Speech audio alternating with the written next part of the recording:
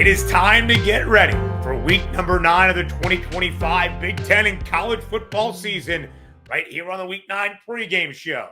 It's Big Ten Breakdown. I am Ben Stevens. Of course, all this a part of the I-80 Club. That is I-80 Club, doing great coverage of Nebraska football and basketball, the NFL, the number one team in the country in volleyball, that being the Huskers as well. So make sure that you are following, you are liking, you are subscribing wherever you get your favorite shows in podcast form, Apple and Spotify here if you are watching the visuals, as I hope you are on YouTube, or of course all across the socials. If you want all of this great content, advertisement free, it's patreon.com/I80 Club. That's patreon.com/I80 Club. It is the Week 9 pregame show here on Big Ten Breakdown. A separation Saturday, perhaps, in this conference. 8 of the 18 Big Ten teams currently have a record of 5-2 overall. There are so many Big Ten teams at 3-1 in conference play as well. So I direct your attention now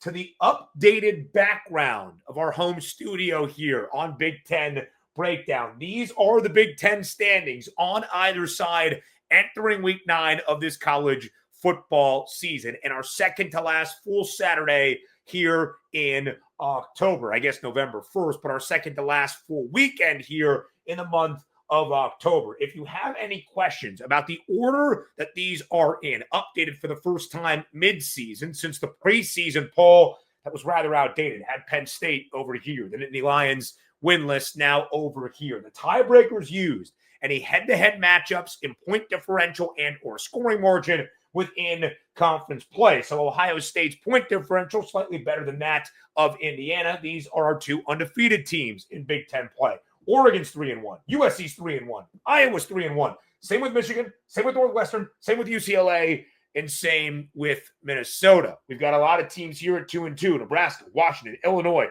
Maryland is 1-3. And then here on the far, I guess, my left side, you're watching this, probably right side.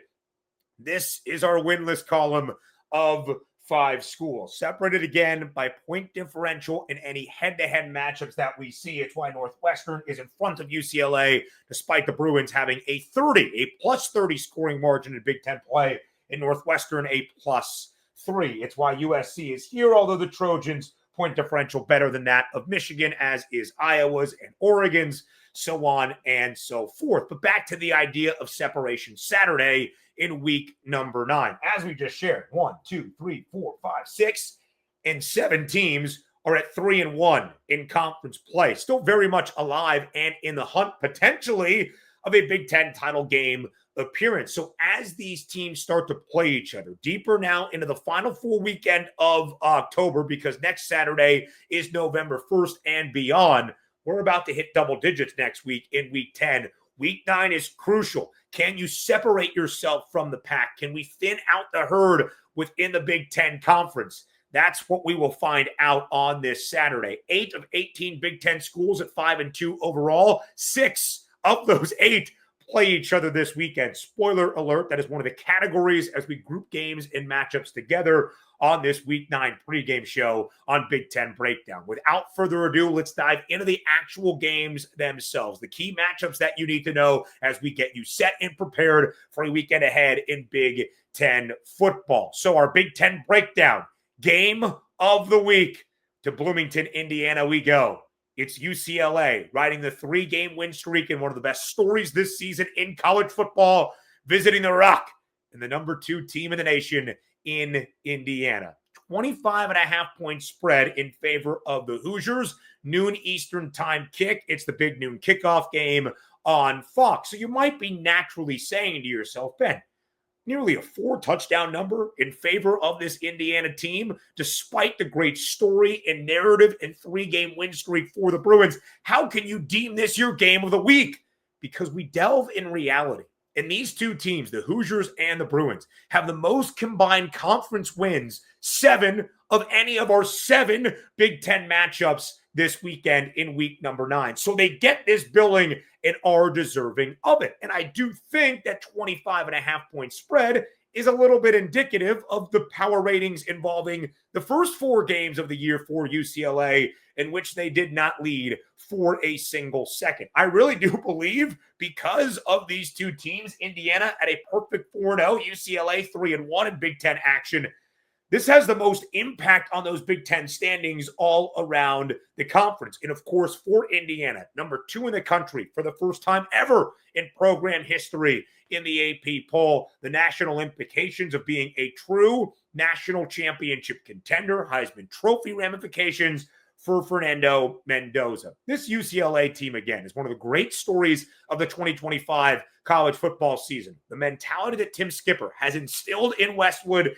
and or Pasadena, what Jerry Neuheisel has unlocked in calling the offensive schemes, truly one of the best stories in the country. In UCLA on this 3-game win streak, which actually dates back to shutting out Northwestern in Evanston in the second half of that matchup, which was their 4th loss of the year, the first game after firing Deshaun Foster and after the bye for the Bruins. This UCLA team in the last, call it 3.5, or I guess 6.5 halves or 7 halves of their season, as I do the mental math on the fly, this UCLA team in the last 7 halves of football is a very different team than the first 3.5 games of this season. And the number one proponent of that very notion is Indiana's head coach in Curt Cignetti. It is part of the brilliance of Cignetti and why he has been able to win immediately and overwhelmingly so in the programs that he has taken over at IUP, at JMU, and now at IU. Because Curt Cignetti led off his weekly press conference and getting ready for a new week for the Hoosiers football team, basically detailing all the greatness that UCLA possesses, not of the first 4 games of the year, but on this 3-game winning streak. And it's that mentality that Curt Cignetti, despite a 25-plus point spread, is not going to let his Indiana team overlook any opposition, let alone this UCLA side that enters Memorial Stadium in Bloomington on Saturday afternoon. It is why he talks about constantly throwing away the rearview mirror, never being complacent. He instills that mentality where we often see teams throughout the long course of a season either ride their laurels or they can't get out of their own way or in their own funk. Cignetti is so great about that next man up, next week up mentality to face off to their next opponent. And it's one of the reasons that he is 18-2 during his tenure at Indiana. It is one of the reasons that Indiana, when booked as a favorite, is perfect. 17-0. And the average scoring margin in those 17 victories when expected to win a game is 34.3 points per game. They do not take slightly any opponent that enters and plays against them. Key matchup from the actual X's and O's outside of the mentality component that, of course, will come in with the momentum UCLA and the positivity that UCLA possesses right now versus an undefeated Indiana team that is trying to keep rolling and keep making program history Saturday in and Saturday out.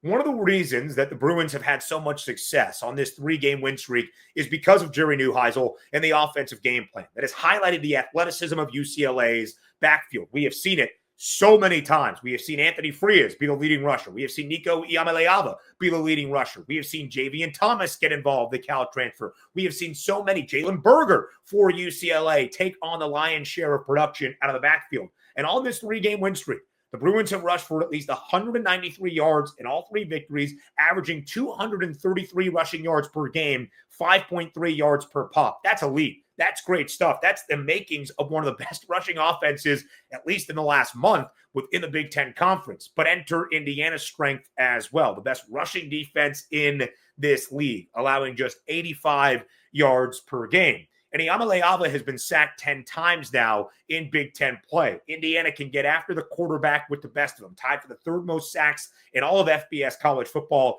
with 21. So the key matchup for me in this game, can UCLA, that has had these 3 consecutive victories, mainly through establishing the run and unlocking what the offense can do, continue to have that production and success against the best rushing defense they have seen so far and the best rushing defense in the Big Ten Conference. I do think Indiana wins this game, and I do believe in the mentality that Curt Cignetti has instilled to not just win this game by 3 or 7 in what might feel like a shaky or sleepy spot. I think Indiana wins this game by multiple scores. But we're going to find out just how legitimate UCLA is going to be down the stretch. Not just a 3-1 team who has won 3 games in a row, but can UCLA in a 9-game Big Ten schedule end with a winning conference record? Can UCLA continue to put good things in place to maybe even have something to say about how bowl selections line up in this conference as well? I think UCLA can do that. This will be a really good test for the Bruins. If they do falter, what does that look like? What is the margin like? How tightly contested is the game?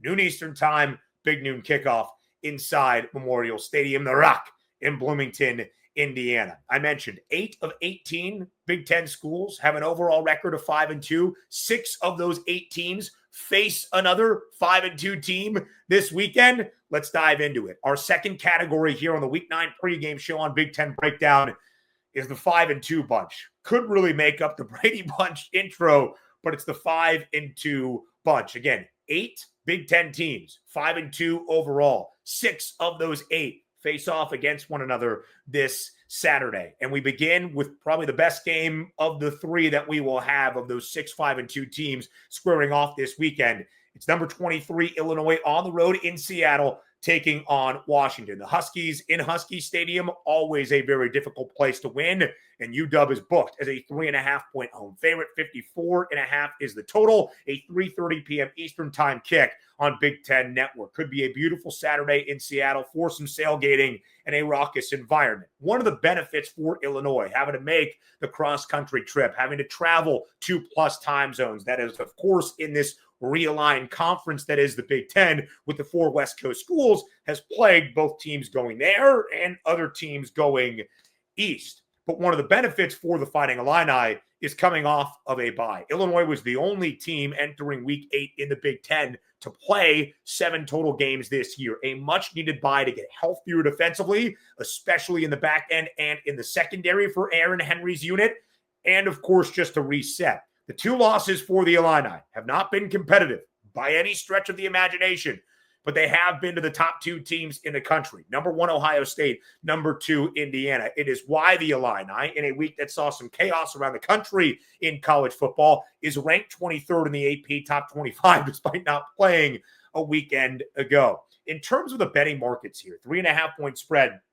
in favor of Washington. But most of the public money is on the Huskies at home. We can understand why. Most of the sharper money, the wise guys, so to say, I know gambling is rather taboo this week in the greater sports landscape, on Illinois.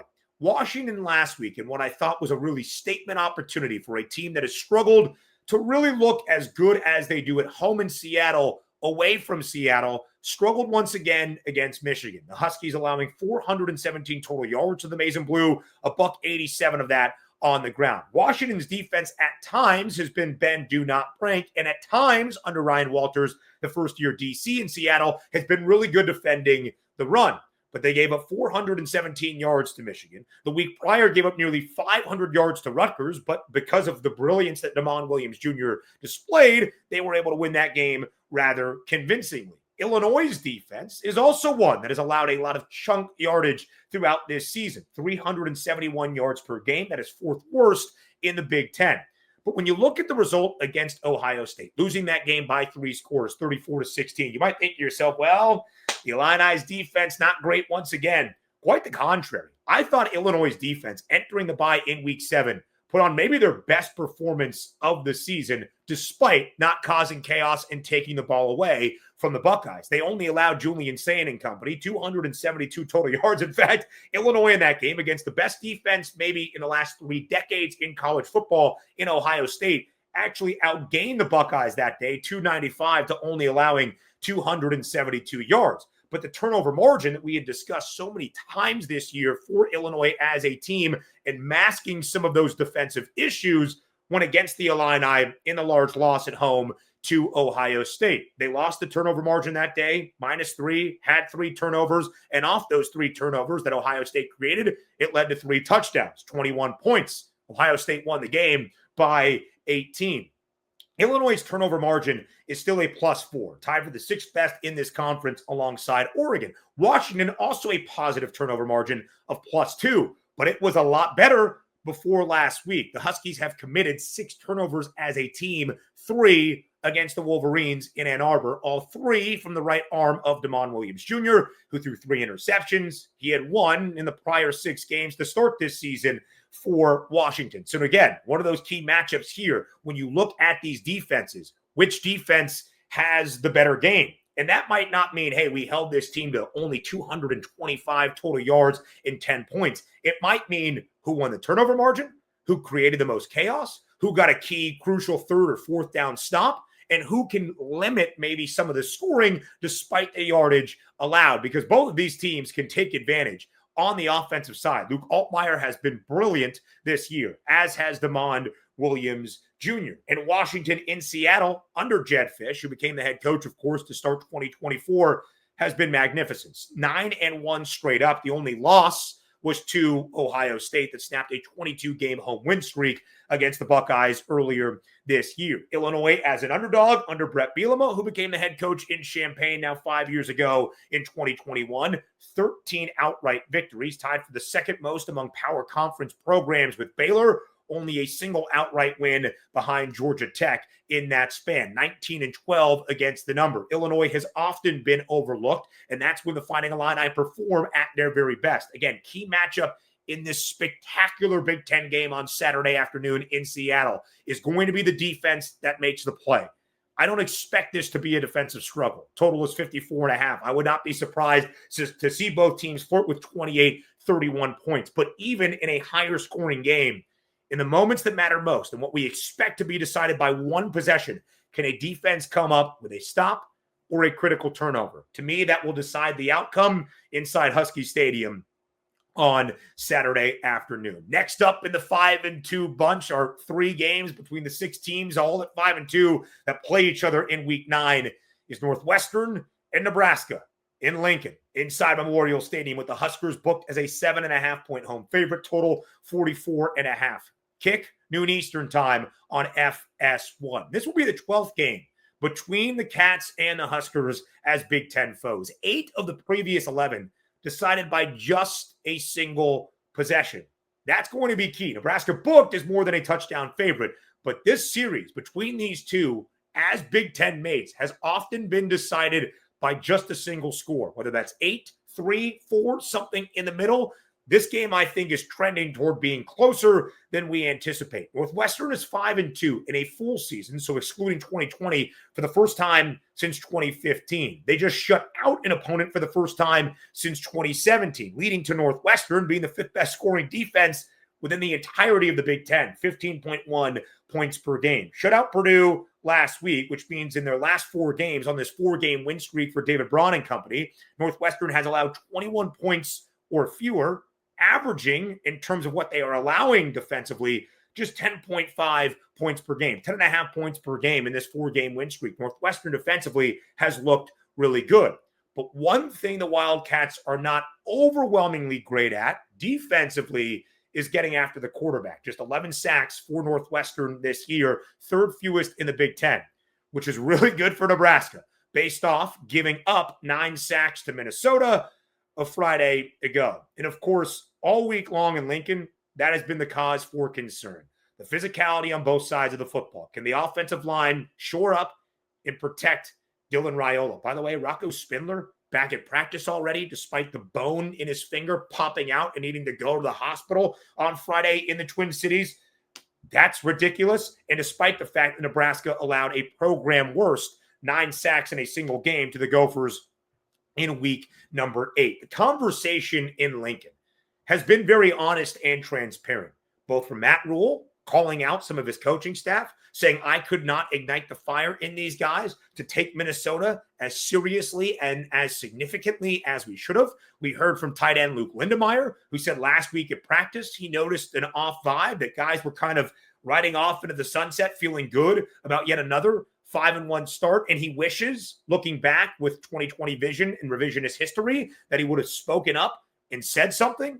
And I think they have been very honest about that they were not ready for the fight that Minnesota possessed. When you say all of those things, that's fantastic. But you cannot then overlook an opponent booked as more than a touchdown favorite at home in Memorial Stadium for a second consecutive week. Nebraska allowed 9 sacks to the Golden Gophers, but it's been their Achilles heel all year. 25 sacks allowed. I went into this season expecting the Cornhuskers offensive line to be one of the first and foremost strengths of this team. It's been anything but. 25 sacks allowed this year, tied for the 4th most among all FBS college football programs. So the key matchup to me is backing up that talk and the honesty of not having the right mentality with making sure that mentality is ready for an absolute dogfight against the Cats of Northwestern. Can Nebraska bring that physicality on both sides? That's not just keeping Dylan Raiola upright and giving him the pocket necessary to throw and having Raiola throw the football and Dana Holgorsen call plays that might be a little bit quicker to get to their eventual conclusion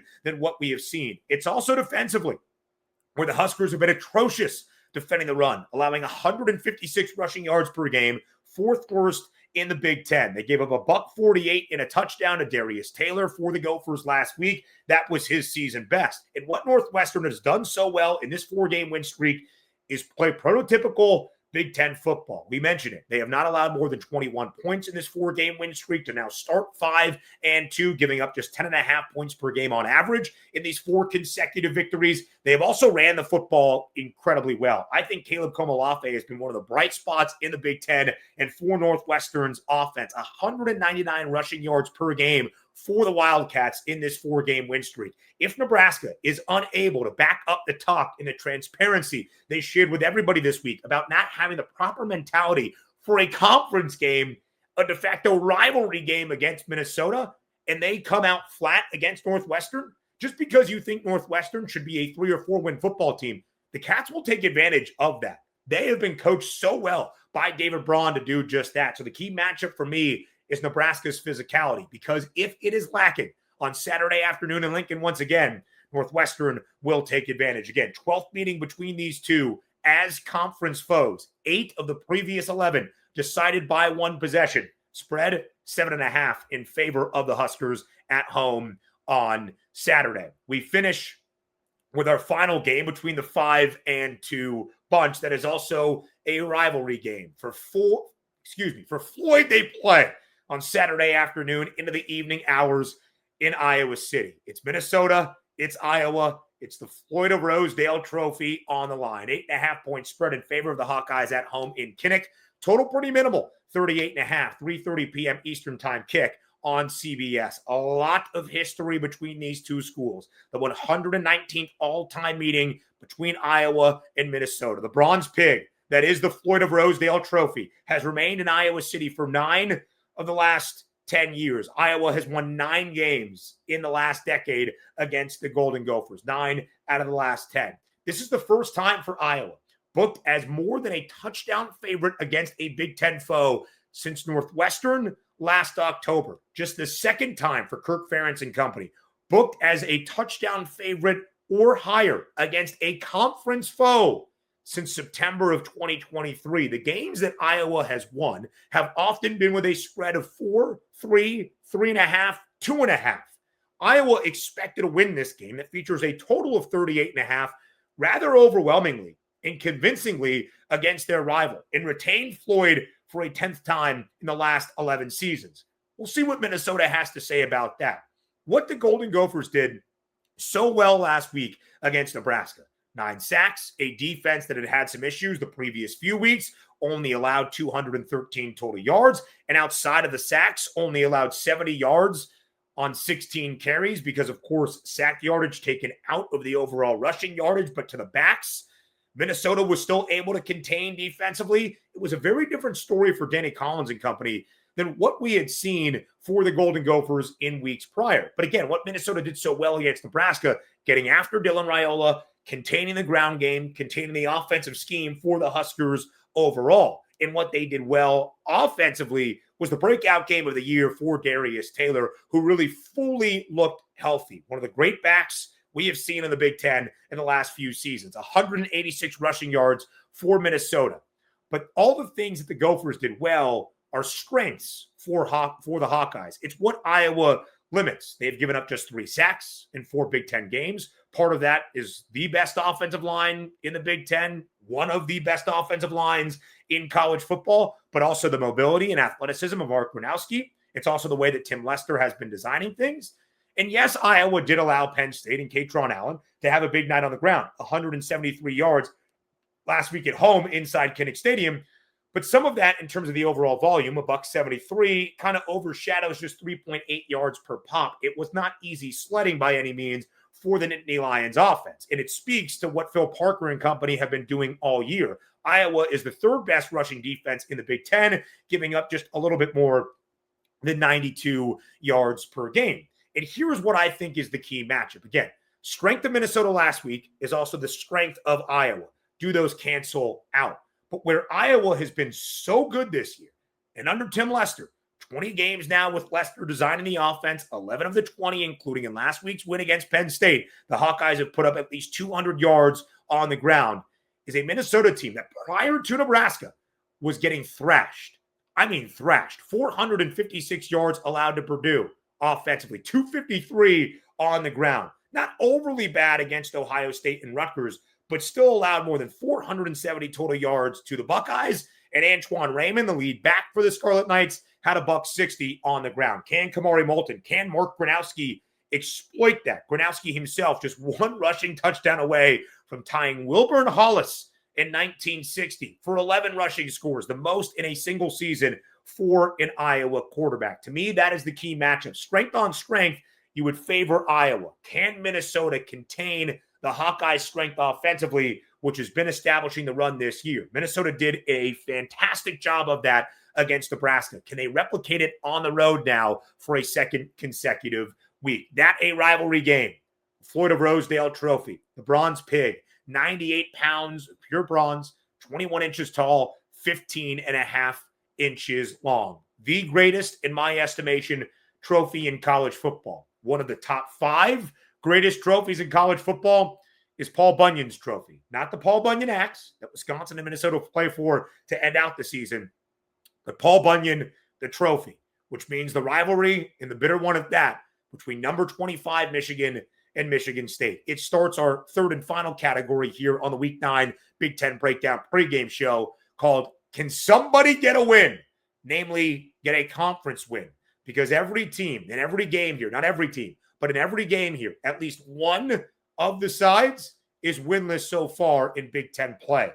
And in this case, in the rivalry game for the Paul Bunyan Trophy, it's not the ranked team in the Wolverines, who are number 25 in the country, behind USC in the standings, because that's a head-to-head matchup, and somehow USC was not in the AP poll, although there was a direct result against Michigan, but that's neither here nor there. We are not here to slam and ridicule the AP top 25 at this moment. The Wolverines are 3-1 in Big Ten play. The only loss for Michigan in conference play is to USC. They are not expected to lose in East Lansing on Saturday night, 7:30 p.m. Eastern time kick. It's the primetime game on NBC because the Wolverines are booked as more than a 2-touchdown favorite. 14.5 points is the spread in favor of Sharon Moore and company as they travel to East Lansing. Total is 47.5.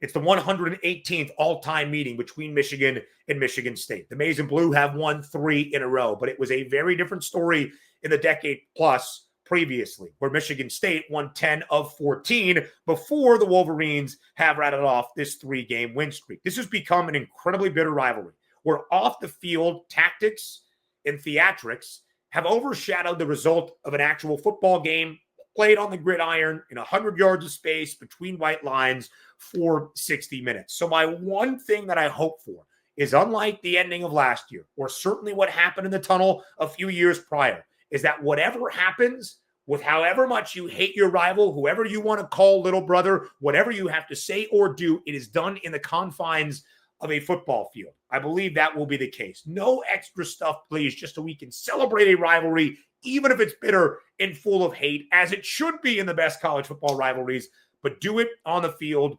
within 60 minutes. Michigan last week against Washington got back to Michigan football. Physicality up front, 187 rushing yards. Jordan Marshall filling in for the injured Justice Haynes, 25 carries, $133 on the ground, and a touchdown. And then Michigan defensively matching the call, where I had expressed some skepticism that Wink Martindale and his team would be able to do so against the dynamic Damon Williams Jr. and the offense for Washington. Not an issue. Forcing 3 interceptions and holding the Huskies as an offensive side who nearly put up 600 against Rutgers the week prior to only 249 total yards. Only 40 of that on the ground, really containing and stifling Jonah Coleman, who had such a great start to the year, but has slowed down just a tad here in Big Ten play. That Michigan defense answered the call at home in Ann Arbor on Saturday. And Justice Haynes, who missed the game against the Huskies, is back at practice this week. They are hopeful that he can play on Saturday in the rivalry game at Michigan State. Meanwhile, for the Spartans, this is where, on paper, everything favors the Wolverines. Take out the rivalry, take out the matchup, take out the history. Everything favors Michigan. Michigan State, in their last 2 games, or in Big Ten play, so now 4 games, they are winless 0-4, have allowed 416.5 yards per game, 416.5 yards per game. They have allowed at least 38 points in all 4 Big Ten games, 39.8 points per game on average. They are the worst scoring defense in the Big Ten Conference all year long. I think it is going to be very difficult for this Spartans defense under Joe Rossi that has been nothing but an overwhelming disappointment to try to contain the Maize and Blue on Saturday night. But if you are looking for a silver lining and for why this rivalry game will be more competitive than the 2-touchdown spread might say, it's Aiden Childs and it's the rivalry and maybe a last stand. Aiden Childs last week on the road in Bloomington. Sensational. 27 of 33, 243 yards, a touchdown. Also 48 yards on the ground, was by far Sparty's leading rusher. Part of that is an issue because the offense outside of Aiden Childs has looked rather stagnant this year. But to me, that's the key matchup. Can Aiden Childs have success? Can Michigan State put points up when necessary? Because sadly, I think the Spartans defense is going to allow Michigan, whatever the Wolverines want, to maybe trend toward the over or a non-competitive game. And mainly it comes down to this. We can talk X's and O's. We can talk rivalry. We can talk key matchup. Ultimately, this is it for Jonathan Smith. I understand it's year 2. I understand that the estimated buyout is probably close to $30 million. But if Michigan State, a proud football program in East Lansing, on Saturday night in primetime on NBC, looks like an absolute mockery against their bitter rival in Michigan, that's it for Jonathan Smith. Whether it happens on Sunday afternoon, October 26th, or it happens at the end of the year in early December, Jonathan Smith will not see year 3 in East Lansing if Michigan State is embarrassed inside Spartan Stadium against the Wolverines from Ann Arbor. So this is the time, right? Last week against Indiana, sure, they covered because of some late field goals, but that game wasn't overly competitive. Michigan State got off to a great start, scoring on the opening offensive possession of the game, but not overly competitive. But as we discussed, I did not think that would be the straw that breaks the camel's back for Jonathan Smith's tenure at MSU. It's all in this game. The chips are all in. You are fully going all in. Because if this game looks as poor as it has for MSU in the year and a half under Jonathan Smith, on this stage, in prime time, under the lights in Spartan Stadium, the writing's on the wall. And that will be the final nail in the coffin. Whether it happens on Sunday, as we react to it on our Big Ten Breakdown postgame show, or it happens in the middle of December, that will be it. So does Michigan State have that resolve to get up for the biggest rivalry game of Jonathan Smith's tenure, because it's only been 2 years? Does Michigan State have that resolve to show up and at least make this game look like there is something to even give the smallest sliver of optimism for the Spartans moving forward? We shall see Saturday night in East Lansing inside Spartan Stadium. 2 more games to get to here on our Week 9 pregame show on Big Ten Breakdown. This category, of course, called Can Somebody Get a Win? Because in all 3 matchups in this category, we have at least one winless team in Big Ten play. 1 of these 5 on this side of the wall with the updated home studio background. In one of these 3 games, both teams have a goose egg in the conference standings. And we go to West Lafayette next. Rutgers, as an ever-so-slight road favorite, visits Purdue. 12 p.m. Eastern time is the kick on Big Ten Network. Somebody is going to get their first Big Ten win of the season. That would be the case for Greg Schiano. It would also doubly be the case for Barry Odom for his first career Big Ten victory as the head coach of the Boilermakers. This is the first time for Rutgers as a favorite in Big Ten play this year. The Scarlet Knights have gone over in 6 of their 7 games, and the only non-over was in Seattle against Washington because the Huskies picked off Ethan Kaliakmanis late in that game. But Rutgers did allow 38 points. Purdue was blanked last week on the road at the Lake by Northwestern. But what I was so excited by, at least if you were trying to find some of those optimistic data points for Barry Odom in his first year, was the offensive creativity and thus production under Josh Henson as the offensive coordinator. Because in the previous 2 games for Purdue, prior to getting blanked by Northwestern last week at the lakefront, and we'll see the status of Ryan Brown for this game, Purdue put up at least 450 yards of total offense against both Minnesota, despite losing in that game because of the turnover margin, and Illinois, despite losing in that game because of the turnover margin, and had 379 total yards against Notre Dame the week prior. A Notre Dame defense that has really started to figure it out against most teams around the country. So the Boilers should have some success against this Rutgers defense. That is the worst total defense in the Big Ten, allowing 437 yards per game. Last week against Oregon, Purdue was not Oregon, I understand, but last week against the Ducks in Piscataway, the Scarlet Knights allowed 750 yards of total offense to Oregon. 579 the week prior in Seattle against Washington. This Rutgers defense is abysmal. Last year, they had all the returning talent under Corey Heatherman, Corey Heatherman used to be at Rutgers, was at Minnesota, under Joe, I'm forgetting his name now, the head coach at UMass Mosaic, something like that. That wasn't the right pronunciation, but that Rutgers defense, so much more talented than this one that we are seeing. In fact, let me just get an update on Ryan Brown, because I want to see, as we check for his injury status. I looked earlier today and didn't really see anything, but here we are a couple of hours later, deeper into our week here for week number 9. Of course, it is not now pulling up as I need it to. Let's see if we can get it again, because for both of these teams, we'll look at Ryan Brown's status update in just a second. For both of these teams, this game is their best shot of winning a Big Ten game in 2025. If Rutgers does it, here's what is remaining: at Illinois, Maryland at home, at Ohio State, and Penn State. That seemed grueling entering the year, but with 2 home games against a disappointing team in Big Ten play in Maryland, and of course, maybe the most disappointing team this season in college football in Penn State, there might be another shot for Greg Schiano and company to pick up a victory. Ryan Brown, doubtful is what I am seeing against Rutgers. That's going to be tough because Malachi Singleton, the Arkansas transfer, much more of a bruising, running type of quarterback than that of Ryan Brown, who suffered that shoulder injury on the first play of the second half against Northwestern. So for the Boilers at home, without Ryan Brown more than likely, and having to trust Malachi Singleton to make some plays through the air, again, I still think that even if you're focused more on establishing the run, and Josh Henson has known this for a full week, that Singleton more than likely was going to be his QB1, you would scheme up some stuff to still have some success against this pretty dreadful Rutgers defense following this game for the Boilermakers. Here is their final month of the regular season, the month of November. At Michigan, Ohio State, at Washington, Indiana at home in the Old Oaken Bucket.